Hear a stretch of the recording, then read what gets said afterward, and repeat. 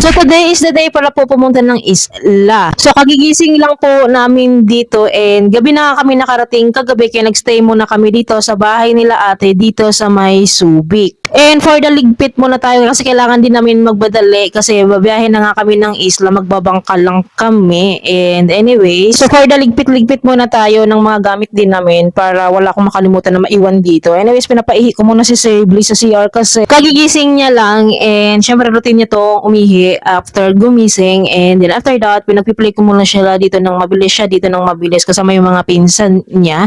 And then pumunta na rin po kami ng Subic, Bulungan, and if you know this place.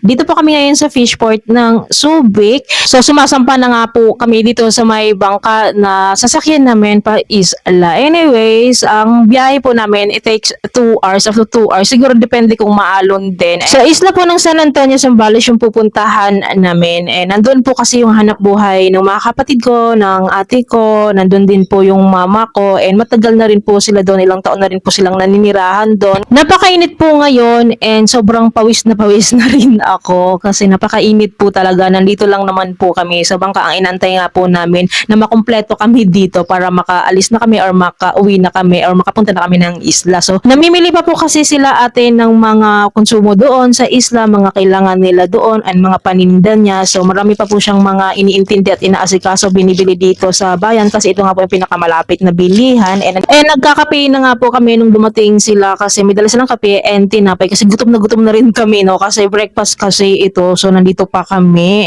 And nag-aayos na rin kami dito kasi nga alis na kami and babiyahin na kami pa isla. And of course, while nag-aayos ng mga sariling upuan or sariling peso dito sa bangka, kumakain pa rin kami. And this time, off to isla na kami. Kaalis lang po namin sa Subic.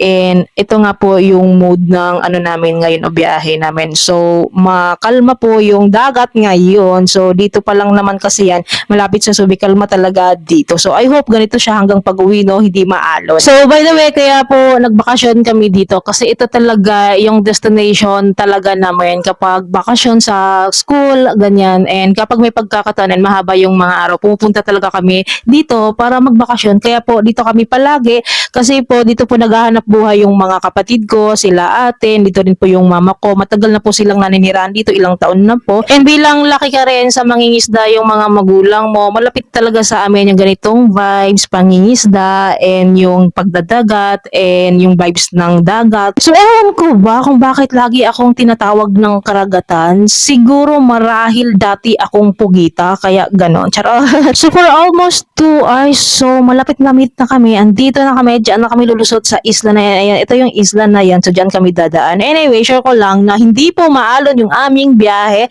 So, para kaming namamangka sa ilog, ganon yung level niya. So, hindi siya maalon. And of course, pabor na pabor sa atin yung ganitong biyahe. So, papasok na nga po kami sa islang Pantropico, charot. So, para makapasok po tayo sa isla na ito, ipapakita ko sa inyo yung top view.